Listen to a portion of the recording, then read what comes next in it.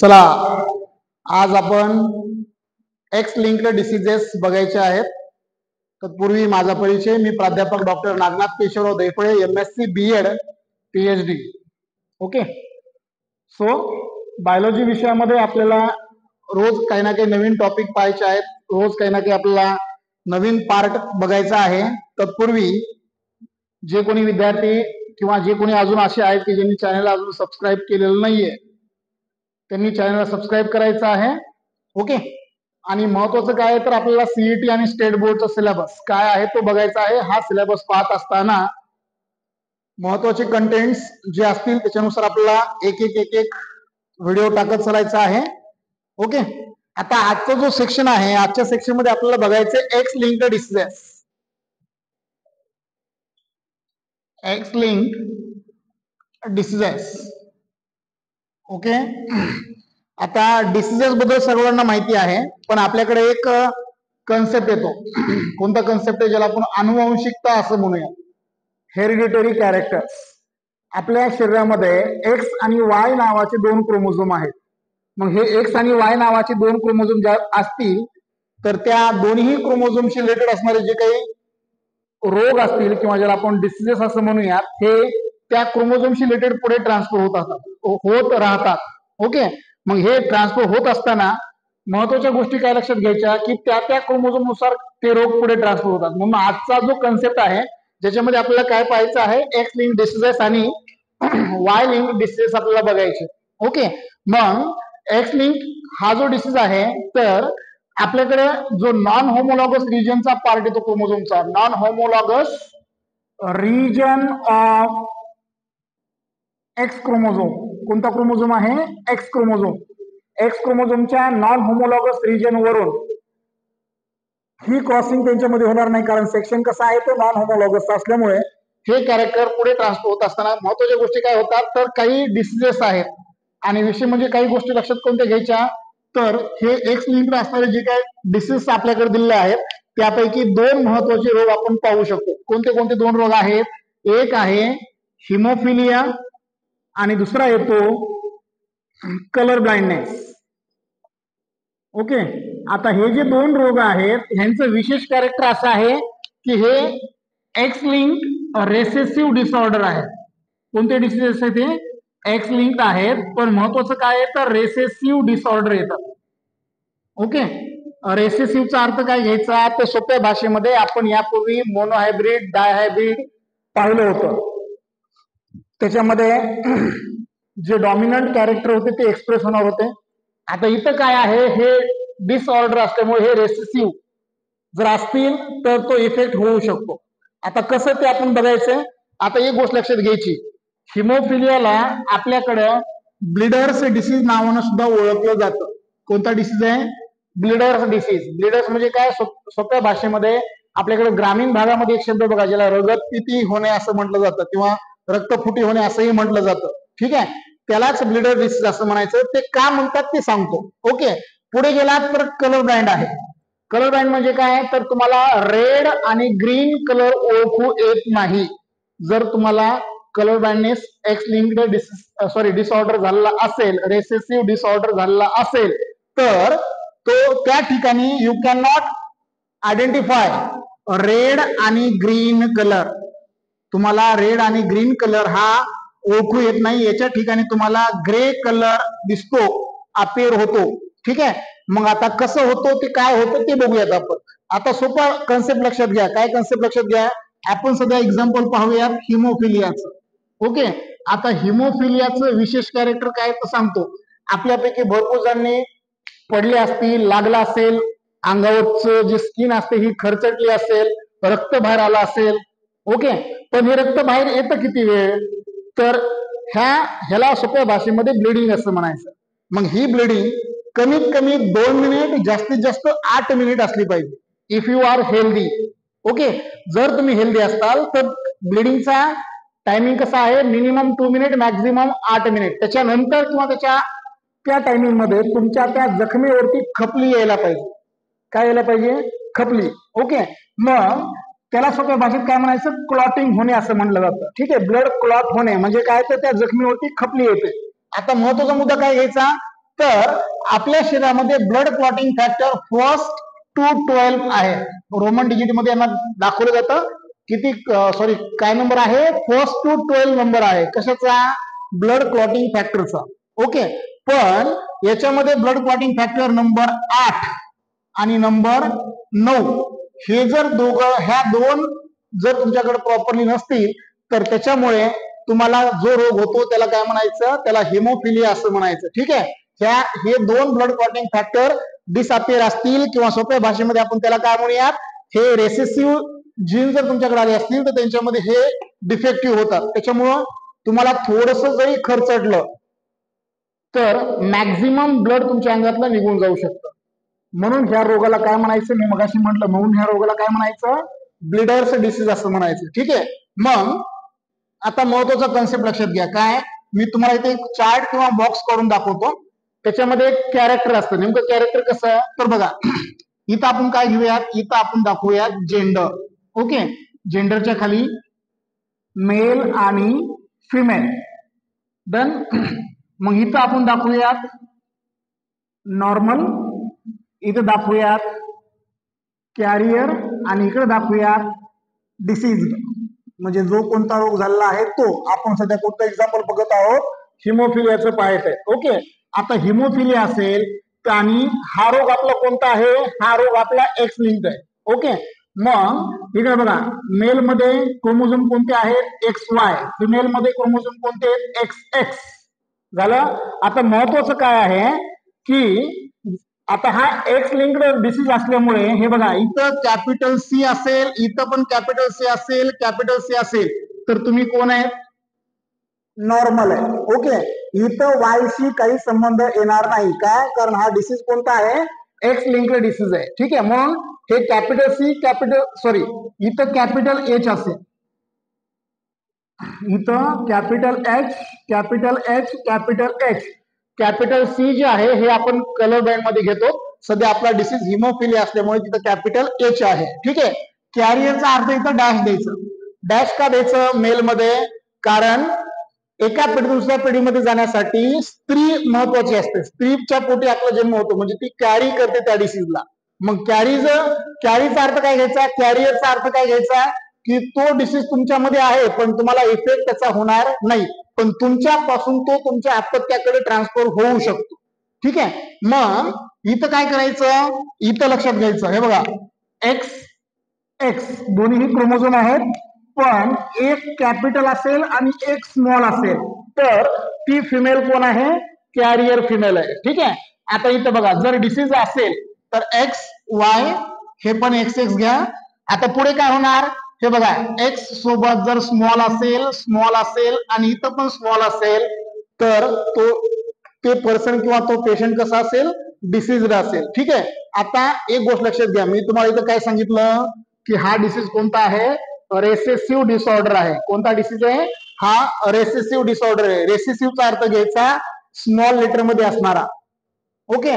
आता इथं हे बघा, इथं मी स्मॉल H दाखवले, स्मॉल H दाखवले. कॅपिटल आपले क्रोमोझोम आहेतच, त्याच्यात अडचण नाही, पण हे जे सोबत दिलेलं आहे ना, हे त्यांचं दिलेलं आहे. कशाचं, हिमोफिलियाचं, capital H. If you are normal and if you are disease then recessive disorder will be there, recessive chromosome will be express. ठीक आहे. मग आता परीक्षेमध्ये तुम्हाला प्रश्न याच्यावरती कसा विचारला जाऊ शकतो, हे बघा, परीक्षेमध्ये प्रश्न असा विचारला जातो की क्वेश्चन नंबर फर्स्ट, किंवा आपल्याकडे प्रश्न असा असेल काय, इफ जर नॉर्मल मेल कोण आहे, normal male are marries with, marry होतोय कोणासोबत, कॅरियर फिमेल सोबत. कोणासोबत मॅरी होतोय तो, कॅरियर फिमेल सोबत.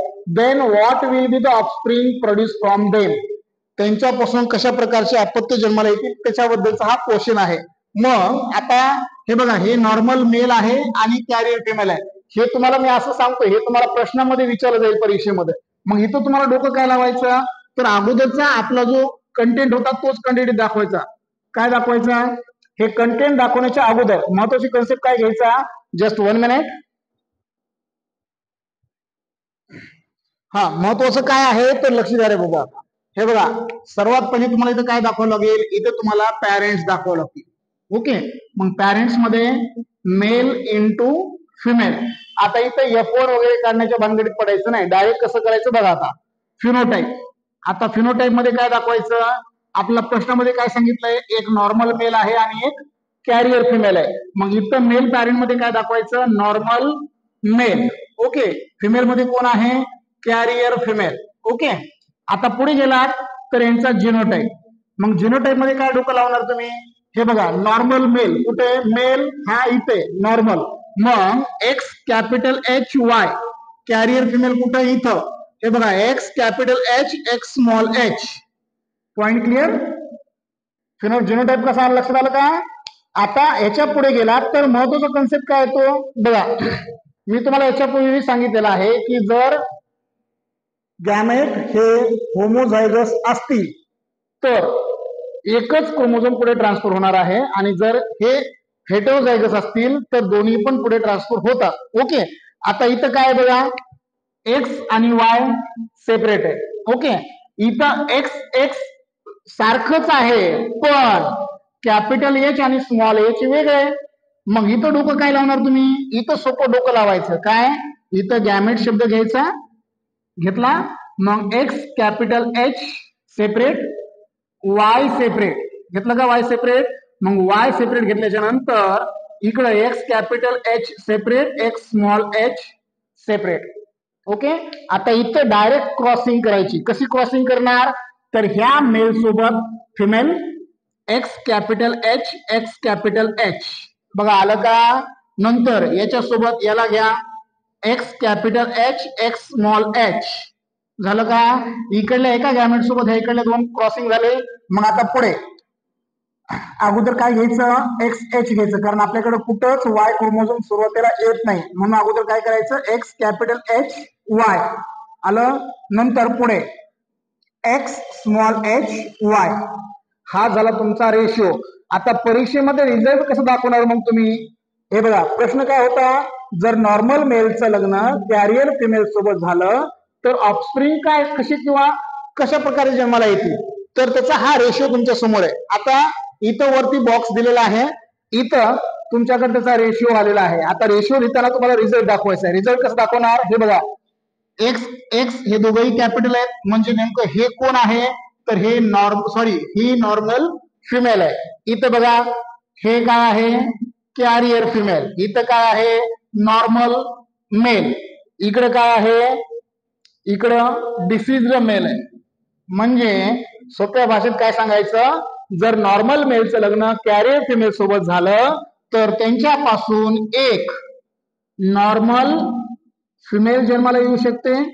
दुसरं काय सांगितलंय, कॅरियर फिमेल आहे. Okay, carrier female. पुढे काय सांगितलंय, हा नॉर्मल मेल सांगितलेला आहे आणि डिसीज्ड मेल सांगितलेला आहे. कोणता मेल आहे, डिसीज्ड मेल. मग आता कसा रेशो लिहिणार, पुढे रेशो लिहिण्याच्या दोन पद्धती आहेत. एक तर 25% is to 25% is to 25% is to 25% असं लिहा, नसेल तर 1:1:1:1 असं लिहिलं तरी चालतं. ठीक आहे.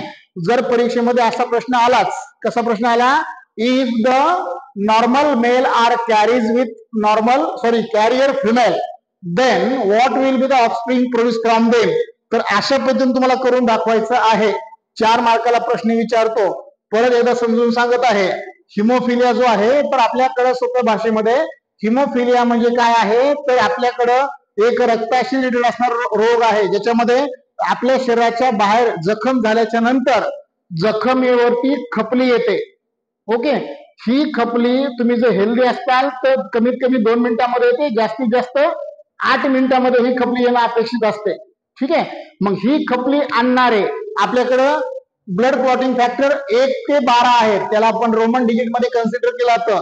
आणि जर तुम्हाला हा रेसेसिव्ह डिसऑर्डर झाला असेल तर त्याच्यामध्ये 8 आणि 9 नंबरचा जो फॅक्टर आहे हा डिसअपेअर झाला असतो, आणि हा डिसअपेअर झाल्यामुळे तुम्हाला हा डिसीज होतो. ठीक आहे. आणि जर हे ब्लड क्लॉटिंग फॅक्टर तुमच्या शरीरातून डिसअपेअर झालेले असतील तर तुम्हाला थोडस जरी खर्चटलं असेल, नॉर्मल इंजुरी जरी झालेली असेल तरी पण तुमच्या अंगातलं रक्त जास्त म्हणजे ते वरती खपली येत नाही याच्यावर ओळखून घ्या काय होऊ शकतं ते. ठीक आहे. आता खपली जर येत नसेल, नळाचं आपण ते कॉकच बंद केलं नसेल, पाणी वाहून जाणारच ना. मग सेम तसं इथं होणार आहे. ओके, हे झालं कशाबद्दलचं, हिमोफिलिया बद्दलचं. आता आणखी एक महत्वाचा कॉन्सेप्ट लक्षात घ्यायचा. कोणता कॉन्सेप्ट लक्षात घ्यायचा? आता अगोदर जो आपण एक्झाम्पल पाहिलं होतं त्या एक्झाम्पलचा विचार करता आता आपण त्याच्यावर आणखी एक दुसरं एक्झाम्पल घेऊयात. एक्झाम्पल काय घेऊयात? आपण अगोदर काय केलं होतं, normal male carrier marriage with carrier female. आता आपण थोडासा पॉईंट व्ह्यू वेगळा घेऊयात. कसा घेऊया? आपण नवरदेव बदलूयात. नवरदेव बदलायचं म्हणजे काय करायचं, तर diseased male marriage with normal female. Disease मेलचं लग्न कोणासोबत झालं असेल, नॉर्मल फिमेल सोबत झालं, तर कशा पद्धतीने ऑफस्प्रिंग जन्माला येतं ते आपल्याला बघायचंय. ओके, तर दाखवा मग इथं पॅरेंट्स मध्ये मेल इंटू फिमेल. मग फिनोटाईप मध्ये काय असेल, डिसीज्ड मेल कोण आहे, एक्स स्मॉल एच वाय. इकडं फिमेल मध्ये कोण आहे, नॉर्मल फिमेल आहे म्हणजे x capital H x capital H. Okay, आता पुढे गेला तर काय, जिनोटाईप. आता जिनोटाईपचं स्पेशल कॅरेक्टर काय घ्यायचं, something goes wrong, just wait.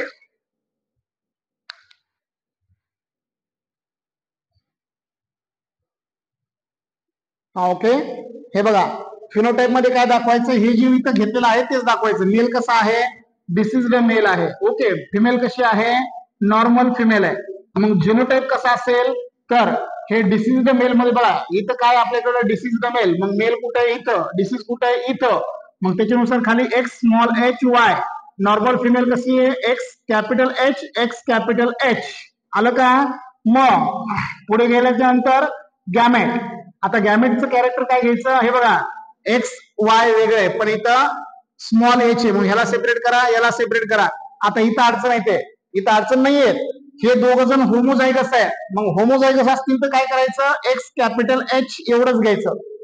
Okay, आता पुढे गेला तर काय करायचं, मग ह्यांना फ्यूज करायचं.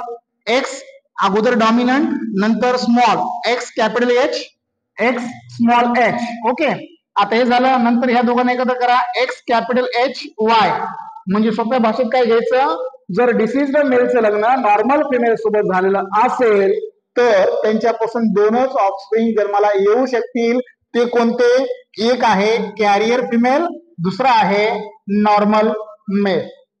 ओके, एक काय आहे कॅरियर, दुसरा कोण आहे नॉर्मल. ओके, आता महत्वाचं काय आहे, तर हे अकॉर्डिंग टू आवर सिलेबस, आपल्या स्टेट बोर्डच्या सिलेबस नुसार हिमोफिलियाचे 2 एक्झाम्पल आपल्याला दिलेले आहेत, ते आपल्या समोर आहेत. याच्यामध्ये पण कोणाला काही डाऊट असेल तर आपण कमेंट बॉक्स मध्ये कळवायचं आहे. आता हे झालं हिमोफिलिया बद्दल. आता आपण कलर बँड बद्दल चर्चा करूयात. चला लेट्स कंटिन्यू. याच्या अगोदर आपण जे पाहिला तो हिमोफिलिया होता. आता जो आपल्याला पाहायचा आहे तो कलर ब्लाइंड पाहायचे. काय पाहायचं आहे, कलर ब्लाइंड. मगाशी सांगितल्या पद्धतीनं परत एकदा समजून सांगतोय. हा जो डिसीज आहे हा एक्स लिंक आहे, पण कसा आहे, रेसेसिव्ह डिसऑर्डर आहे. कसा आहे हा, रेसेसिव्ह डिसऑर्डर. मग आता रेसेसिव्ह डिसऑर्डर असेल तर ह्याच्यातला ह्या डिसीज मधला प्रॉब्लेम काय येतो, ह्या डिसीज मध्ये प्रॉब्लेम असा आहे की रंगांची ओळख तुम्हाला होणार नाहीये. मग रंगांची ओळख तुम्हाला कशी करावी लागेल, किंवा ह्या डिसीज मध्ये नेमकं काय होऊ शकतं, तर तुम्हाला लाल आणि हिरवा कलर ओळखू येणार नाही. रेड आणि green colour you can not identify. तुम्हाला रेड आणि ग्रीनच्या जागेवरती तो कलर ग्रे कलर पाहायला मिळतो. ठीक आहे, हे जर झालं असेल तर डन. मग आता जसं आपण हिमोफिलिया बद्दल बोललो होतो तसं इथं बघा कलर बँड मध्ये काय असणार आहे, तर जेंडरच्या खाली काय घ्यायचंय, मेल, इकडे फिमेल. डन. मग जेंडर मध्ये काय असेल, सॉरी जेंडर मध्ये मेल फिमेल झालं. आता इकडे काय असेल, इकडे एक लक्षात घ्यायचं काय, नॉर्मल नंतर कॅरियर नंतर डिसीज. ओके, मग नॉर्मल असेल, कॅरियर असेल किंवा डिसीज असेल, याच्यामध्ये दाखवायचं कसं आहे, तर मगाशी सांगितल्या पद्धतीनंच एक्स वाय एक्स एक्स, इथं डॅश, इथं एक्स एक्स, इकडं एक्स वाय एक्स एक्स. पण अडचण काय सांगितलेली मी मगाशी, हा आता इथं कोण आहे, आपण कोणता डिसीज पाहत आहोत, कलर बाइंड. मग इथं कॅपिटल सी असेल तर नॉर्मल, डॉमिनंट असेल तर नॉर्मल. कॅरियर इथं मेल मध्ये याला डॅश करून टाकायचं, ठीक आहे. फिमेल इथं जर आपण नॉर्मल मेल मध्ये वाय क्रोमोझोम आहे, इथं वाय क्रोमोझोमचा अर्थार्थी संबंध येणार नाही. आता इथं कॅरियर मध्ये कॅपिटल सी स्मॉल सी, इकडं स्मॉल सी असेल आणि इथं स्मॉल सी असेल तर तो कसा असेल, डिसीज असेल. मग सॉरी, मग आपण याच्या अगोदर जे जसं एक्झाम्पल पाहिलं होतं तसं एक्झाम्पल इथं पण घेऊया. कसं एक्झाम्पल घ्यायचंय, if the colour blind mail, कोणता मेल आहे, colour blind mail marriage with, कोणासोबत यांचं लग्न लावून घ्यायचं, आपण ह्याच्यासोबत घेऊयात नॉर्मल फिमेल. दोघंही आंधळे निघाले तर दोघांनाही प्रॉब्लेम होऊन बसला आहे ना. मग आपण काय करूयात, एक रंगांची ओळख नसणारा नवरदेव, म्हणजे ज्याला ओळखू येणार नाही ते, आणि एक नॉर्मल फिमेल, हे असं केलं तर त्यांचा जोडा आयुष्यभर टिकून राहतो, है ना. दोघं जण सारखे असले आयुष्यभर टिकत नाही, कारण नवरा बायको मध्ये भांडणं होणारच असतात, बरोबर आहे. मग इथं काय करायचं, पॅरेंट्स. मग पॅरेंट्स मध्ये काय घेणार तुम्ही, हे बघा इथं मेल दाखवा, इकडं फिमेल दाखवा, दाखवलं का. नंतर फिनोटाईप. आता फिनोटाईप मध्ये काय, हा फिनोटाईप आहे तुमचा ऑलरेडी तुमच्या समोर जो आहे तो कलर बाइंड मेल, इकडं नॉर्मल फिमेल. मग पुढे काय घ्यायचं, जिनोटाईप. आता जिनोटाईप मध्ये काय दाखवून देणार तुम्ही, तर जिनोटाईप मध्ये महत्वाचा कन्सेप्ट दाखवायचा काय, कलर बाइंड मेल आहे. मग कलर बाइंड मेल कुठे बघा, इथं मेल आहे, इथं कुठे डिसीज, हे कलर बाइंड मेल म्हणजे X small C Y, normal female X capital C. Point clear. मग आता इथं गॅमेट घ्यायचे. आता गॅमेट घेताना डोकं काय लावायचं सोप्या भाषेमध्ये, X small C Y, X capital C एकच घ्यायचं, होमोझायगस आहे, डन. मग ह्यांना फ्यूज करा, X capital C X small C, इथं एक्स कॅपिटल सी आणि हे वाय. आता तुमचा आलेला रेशो कसा असेल ते तुम्ही मला सांगा, डन. हे एक एक्झाम्पल झालं. आता आपण अजून एक दुसरं एक्झाम्पल घेऊ त्याच्याशी रिलेटेड असणार. कोणतं एक्झाम्पल घ्यायचं ह्याच्यामध्ये एक्झाम्पल आपण आता काय घेऊया, हे बघा इथं दुसरं एक्झाम्पल दाखवून देतो लगेच. नॉर्मल मेल घेऊ आता, ओके. नॉर्मल मेलची क्रॉसिंग कॅरियर फिमेल सोबत करूया. कोणासोबत करायची, कॅरियर फिमेल सोबत. मग इकडल्या प्रमाणेच आपण काय करूया, पॅरेंट दाखवा, पॅरेंट्स मध्ये मेल इंटू फिमेल दाखवा. नंतर हे झालं आपलं फिनोटाईप. फिनोटाईप मध्ये जो वर आहे तेच घ्यायचे खाली, normal male into carrier female, normal male into carrier female. पुढे गेला तर जिनोटाईप. आता जिनोटाईप मध्ये काय दाखवायचं, इथे बघा नॉर्मल मेल कुठे आहे, हा इथे X capital C Y, carrier female कुठे आहे, इथं X capital C small C. आता इथं काय करायचं बघा, इथं सोपं डोकं लावायचं, गॅमेट घ्या.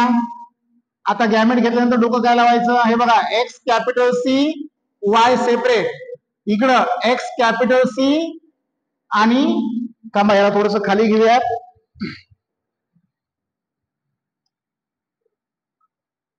हे बघा एक्स कॅपिटल सी वाय, पलीकडे काय X capital C X small C आहे का. मग ह्यांना काय करायचं, यांना एकत्र करायचं. हे बघा एक्स कॅपिटल सी एकत्र, नंतर X capital C X small C, आलं का.